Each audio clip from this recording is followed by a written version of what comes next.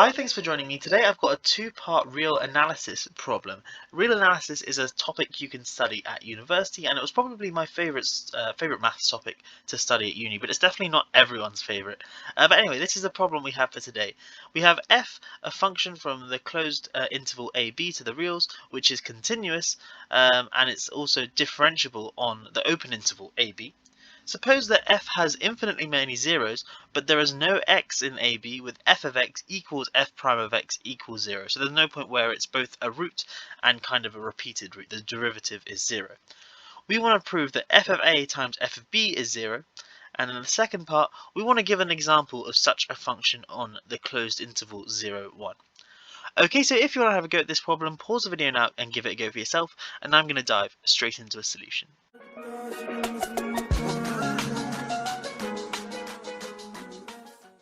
Okay, so let's dive into a solution for part A. We want to prove that f of a times f of b is 0. So in other words, prove that either f of a or f of b is 0. And the way we're going to do that is by looking at this fact to begin with. F has infinitely many zeros. Also, because f is on a bounded interval, or it's defined on a bounded interval a, b, we know that by the Bolzano-Weierstrass theorem, we can find some convergent sequence of these zeros. So let's call them Zn. So each of these Zn's, they're distinct from one another, so Zn doesn't equal Zm whenever n and m are distinct, and they're all going to be zeros of f, so f of Zn is equal to 0 for all n. And this is a convergent subsequence, so let's call its limit c. So c is the limit as n goes to infinity of Zn. Now, what is f of c? So f of c is, well, just by replacing it with this, f of the limit as n goes to infinity of Zn. But now we can use the fact that f is a continuous function to take this limit part into the front. So this is the limit as n goes to infinity of f of Zn. But f of Zn is always going to be 0 because of this fact here. So we're just taking the limit of 0, so this is of course 0. Okay, so f of c is 0. So c is the limit of the Zn's and it's a root of f. So now essentially we just want to prove that either c is a or c is b, because once we've done that we'll then have that either f of a or f of b is 0, and that will give us part A. So why is it that c has to be a or b? Well, let's suppose it isn't. Let's suppose that c is in the open interval ab. In other words, it's not a or b. Well, that means we can think about the fact that f has a derivative at c. So f prime of c, well, what is this thing here? Well, it's the limit, or one way of defining it is the limit as n goes to infinity of f of c minus f of Zn all over c minus Zn. Why is this true? Well, because remember the derivative is, well, you can think of it as f of c minus f of x all over c minus x, as x tends to c. But just by doing kind of a substitution, because the Zn's tend to c, we can replace the x bit with Zn, because Zn still approaches c as n tends to infinity. But now the issue with this is the top, f of c and f of Zn, they're both going to be 0. So this is just the limit as n goes to infinity of 0 minus 0 over c minus Zn. The numerator here is 0, the denominator is non-zero for all n, and therefore this thing here is 0. But you can see an issue here. We have f of c is 0 and f prime of c is 0. But by this condition here, that's not allowed. And therefore c can't be in AB. Therefore c equals a or c equals b. And therefore f of a times f of b must be 0. Awesome, so that's part A done. Let's see if we can think of an example of such a function on 0, 1. So we want to construct a similar sort of function on 0, 1. So a is 0 and b is 1.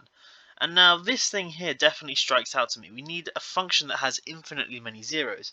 And if you think of a lot of functions that you're familiar with, say polynomials or logarithm functions or perhaps trigonometric functions, you realize that all of them only have a finite number of zeros in any sort of closed interval, or any bounded interval, sorry. So how can we construct something that has infinitely many zeros?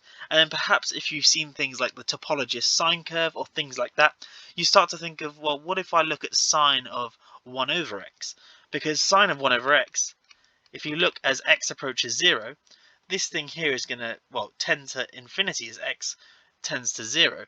And we know that sine has this very periodic behavior where every multiple of pi, it's going to have a root. And so this thing here sort of has, well, in fact, it has infinitely many roots, but the only issue with this is that we can't really define it at 0, and we need to have this function f which is defined at 0. So the way we overcome this is just multiply this function by x, and so let f of x equal x times sine of 1 over x, where x is between 0 and 1. And when x is 0, we can just define this thing here to be 0. And the reason we can do that is, well, the reason this still preserves continuity is because we can just evaluate this limit as x tends to 0. It's not too difficult. This limit here is 0 as x tends to 0. So f of x equals x times sine of 1 over x for x between 0 and 1. This has infinitely many zeros. It's going to have zeros when x equals k, or 1 over k times pi, sorry, where k is a positive integer, and also when x is 0.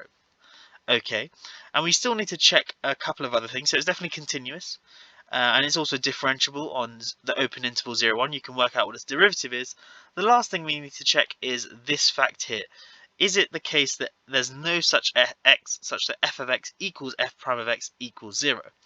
So to do that, let's just consider what the derivative is. So if we just differentiate x times sine of 1 over x, what is it? Well, we're going to get sine of 1 over x by differentiating x and keeping this, and then we're going to get plus x times cosine of 1 over x multiplied by the derivative of 1 over x, which is minus 1 over x squared. So if we just simplify this, is sine of 1 over x, oopsie, minus 1 over x cosine of 1 over x, like so. And so we need to check that whenever this thing here is 0, this thing here is never 0. And hopefully that's quite clear to see. When x approaches, when x is k pi, because we don't need to worry about when x is 0, we only need to worry about when x is 1 over k pi, because we only need the open interval. And so when x is 1 over k pi, what do we get? Well, we get sine of 1 over k pi, which is sine of k pi, which is 0. So we're just left with this, which is minus k pi times cosine of k pi. And so this thing here is non-zero. Is this thing here 0? The answer is no. Cosine of k pi is either going to be minus 1 or 1, depending on what k is. And therefore, this thing here is never 0. And therefore, we have found an example of such a function on 0, 1. Anyway, that solves our problem, and I hope you have enjoyed this video. Let me know if you enjoy real analysis. I'll be interested to know, because a lot of my friends at uni didn't enjoy it, but I personally found it very interesting. And do let me know if you want to see some more real analysis problems, or if you have any particular requests for problems or topics for me to go over. Anyway, I'm going to stop waffling now. Thank you for watching. I'll catch you in the next one. Have a great day.